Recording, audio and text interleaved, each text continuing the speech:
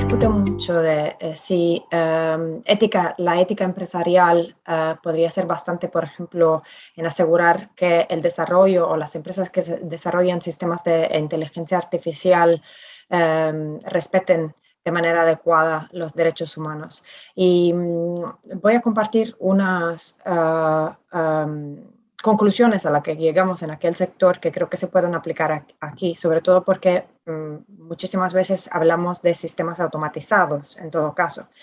La ética empresarial, primeramente, la ética empresarial no tiene y no tiene por qué tener los mismos estándares que tenemos cuando hablamos de derecho internacional de los derechos humanos. Secundariamente, no creo que se pueda pensar de que hemos llegado a un punto donde en todas las varias partes del mundo, porque estamos hablando de business globales, claramente, hay un consensus sobre qué se entiende para ética empresarial. ¿Cuál es esta ética? ¿Qué incluye y qué no? ¿Qué es lo que incluye y qué es lo que no incluye? Con la falta de consensos sobre este concepto, es difícil utilizarlo para proteger de manera adecuada y de la misma manera a los usuarios y a los ciudadanos y a las personas en las diferentes partes del mundo. Otro elemento es que la ética empresarial no tiene sistemas de accountability, de responsabilidad, que son típicos del derecho internacional de los derechos humanos. Y ahí también, entonces, incluso si en temas de principios y de estándares tuviéramos un nivel parecido de protección, luego tendríamos un problema enorme cuando entramos en el marco del enforcement, de la aplicación de esta ética. Esto para empezar. Además, estamos hablando de, como discutimos antes, estamos hablando de sistemas y de violaciones concretas y directas de derechos humanos. Y entonces hay que preguntarnos si verdaderamente queremos ir para este camino de ética empresarial, que es necesariamente mucho más un soft instrument que un hard instrument. Lo que sí me interesa compartir con vosotros también para saber lo que ustedes piensan, es que aquí noto o sea, de una parte estamos convencidos de que se trata de utilizar estándares de derechos humanos y no ética empresarial. Por otro lado, lo que sí vemos y que podría funcionar, que es un camino que se puede explorar todos juntos, es la posibilidad de utilizar instrumentos y marcos regulatorios que no sean solo y necesariamente el derecho internacional de los derechos humanos, sino que puedan ser también instrumentos como el derecho de la competencia o otros instrumentos parecidos. En Europa, otra vez, con el Digital Markets Act, lo que estamos discutiendo son sistemas de regulación ex ante, regulación económica ex ante, que pueda tener un efecto y pueda ser útil en defender los derechos humanos también. Un caso del que se puede hablar o que puedo aquí subrayar,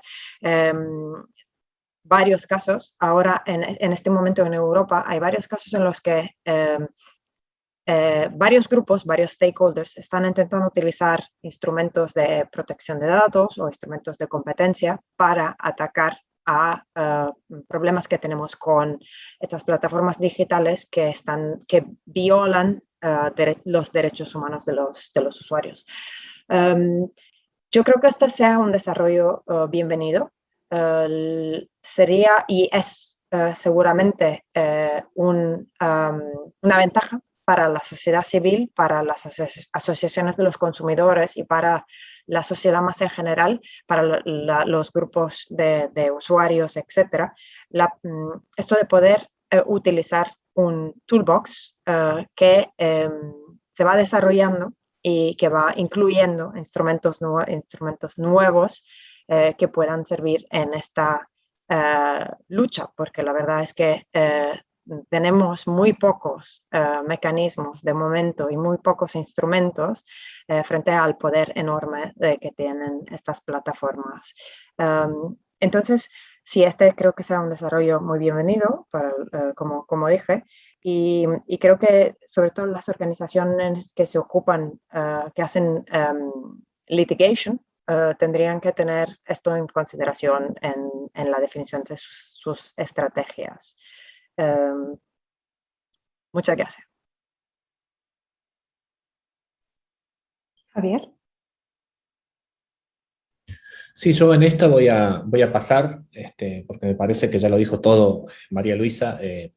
Quisiera repasar el aspecto ese de que la ética no es obligatoria, necesitamos regulaciones. Pasa mucho también con el tema de la inteligencia artificial, algoritmos y cosas así, ¿no?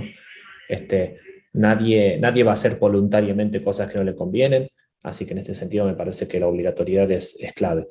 Y hace falta para eso regulaciones. ¿Qué regulaciones podría agregar? Bueno, regulaciones participativas, regulaciones basadas en evidencia y que persigan el interés público, no el interés particular de algún político que no le gusta lo que dijeron de sí en Internet, por ejemplo, que pasa siempre, ¿sí? O lo que pasa ahora con el caso de Bolsonaro, por ejemplo, que no le gusta que le moderen el contenido, no porque le importe la libertad de expresión, sino porque no le gusta que a él le bajen su discurso de odio y su discurso antivacunas, ¿verdad? Entonces, ese tipo de regulaciones. Es muy difícil hacer entender esta cosa que suena fácil.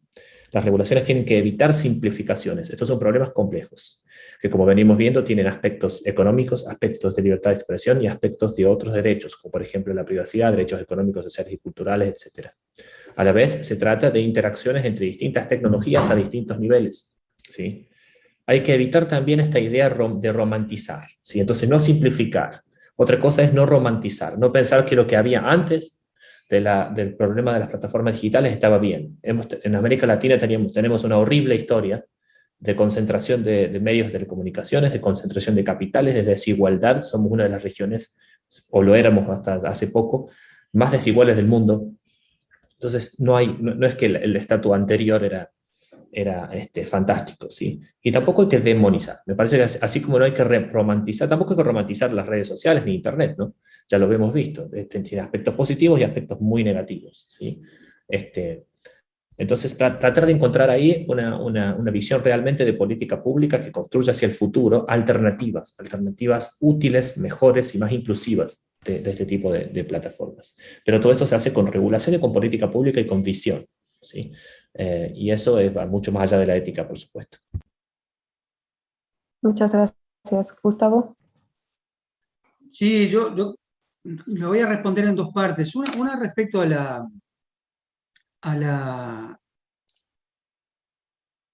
la ética. Si hay algo que está cuestionado por los hechos, es que los temas de concentración económica se pueden resolver con ética empresarial. Es casi una broma, digamos, decirlo. O sea, no hay forma de que la ética empresarial, que el propio mercado, que las propias empresas eviten la concentración empresarial. Es como ser muy ingenuo, digamos. Si hay algo que me previene a mí de frustraciones es que yo nunca creo que Facebook sea un buen samaritano que está pensada para hacer el bien. Si quieren hacer plata, cuanto más rápido sea posible. Y la ética, por definición, es definida por la propia empresa y no es regulable.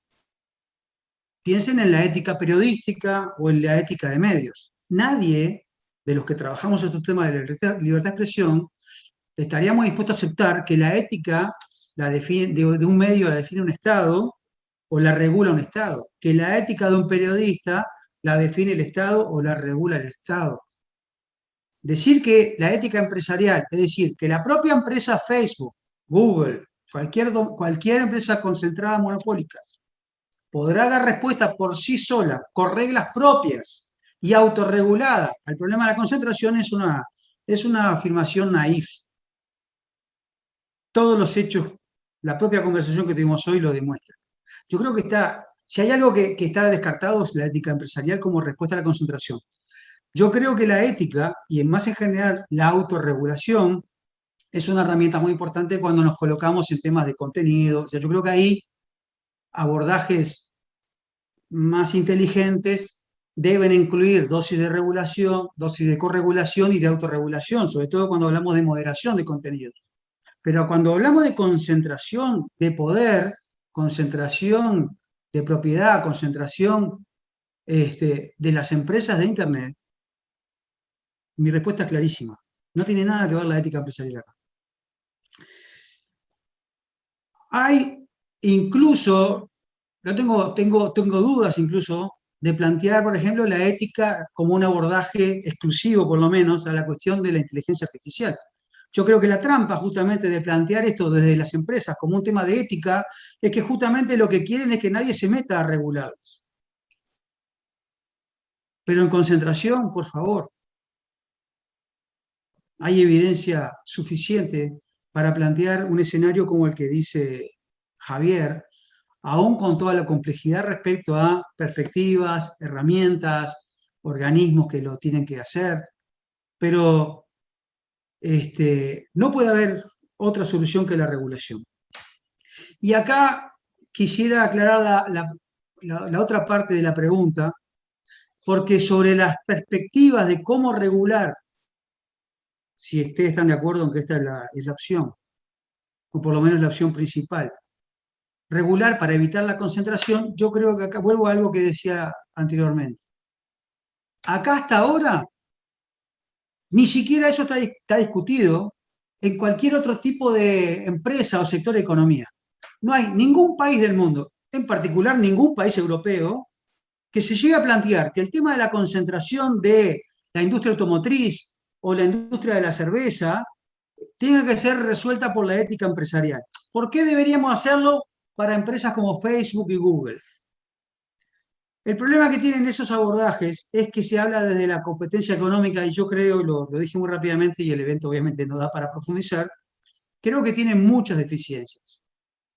La perspectiva ex post, que ahora se ha ido modificando, pero como la perspectiva ex post y no ex ante, que viene detrás de un bagaje casi dogmático a veces de la perspectiva de competencia económica para evitar la concentración empresarial, es un problema. E incluso es un problema desde el punto de vista de los derechos humanos, porque desde la lógica de la competencia económica, desde una perspectiva economicista de los problemas de concentración también en Internet, los monopolios no son un problema. Los monopolios no son, ni los oligopolios, están prohibidos desde la perspectiva de competencia económica per se. Lo que está prohibido es el abuso de una posición dominante de un monopolio, pero no el monopolio. En cambio, desde quienes trabajamos desde la libertad de expresión y de derechos humanos, que utilizamos los estándares interamericanos sobre el tema, la sola existencia de un monopolio, por ejemplo, en medios de comunicación, conspira contra la democracia. No importa lo que haga, no importa si el dueño es bueno o es malo, no importa si abusa o no, no es necesario esperar a demostrar que un monopolio mediático es malo para la población. Los monopolios mediáticos no son autorizados per se, porque se parte de la base de que una sociedad no puede estar dependiendo de la opinión, de la información, del control sobre la opinión y la información de un solo empresario. Si en muchas cosas nosotros no podemos copiar la regulación de medios a la regulación de Internet, en cuanto a principios, y este es uno, yo creo que es necesario incorporarlo. Abordar el problema de la concentración de las plataformas de Internet no alcanza a hacerlo desde una perspectiva de competencia económica. Hay que incorporar una perspectiva de derechos humanos. Porque las herramientas, además, e incluso el diagnóstico del problema, va a ser diferente. Muchas gracias. Elena. Bueno, solo quisiera agregar mi opinión con respecto a que la ética empresarial es insuficiente, no es para la no se determina por la ética pública, el bienestar público, sino por los propios objetivos empresariales. Eso queda claro cuando vemos la estrategia de desinformación, que aunque ha sido muy denunciada, sigue siendo impulsada. Seguimos viendo videos de cloroquina y tratamientos tempranos que circulan en YouTube en Brasil, porque en los modelos de negocios de estas plataformas lo que efectivamente vale es la atención que las personas pueden dar a la posibilidad de recabar datos y el acceso a publicidad.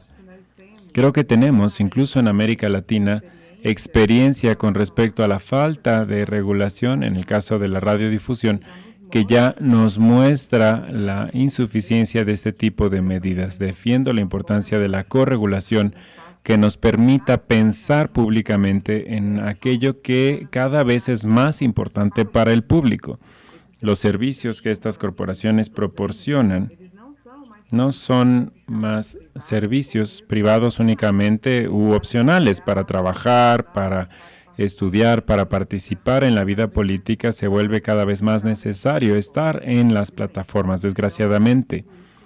Así que creo que todo esto eleva las plataformas a una dinámica pública y se debe responder también con una perspectiva pública y no con una perspectiva necesariamente privada.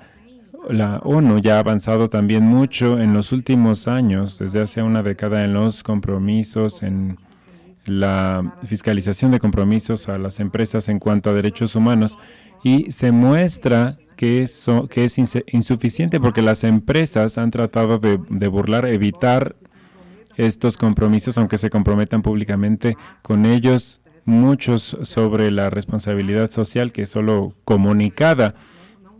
No hace un cambio fáctico en la perspectiva y los objetivos de las empresas. Para terminar, creo que nos encontramos ante un desafío muy grande que es la inteligencia artificial. De forma colectiva, tenemos que pensar hasta qué punto queremos desarrollar la inteligencia artificial y dónde. Debemos considerar los impactos ambientales en toda esta economía de la atención, en esta lógica de conectividad permanente que se ha estimulado en el mundo. Debemos pensar cuáles son los impactos culturales de la digitalización de todo y de la imposición de un estilo de vida basado en la Internet en una sociedad en donde hay una diversidad mucho mayor que esto. Son problemas, por lo tanto, amplios, son públicos y deben verse a partir de la colectividad de la sociedad y no solo por algunos cuantos agentes que buscan tener un lucro en el desarrollo de estos servicios. Este caso también lo ilustra mucho la denuncia en los aspectos raciales, la denuncia de los abusos a la población negra, el racismo en cuanto a género, en cuanto a la población trans, que nos ha mostrado que esto no es un problema de desarrollo tecnológico, es un problema cultural, político, social y que debe abordarse en toda su integralidad para poder definir realmente lo que queremos tener y el tipo de sociedad que queremos tener en el futuro, ya que se trata de espacios de definición de la sociedad.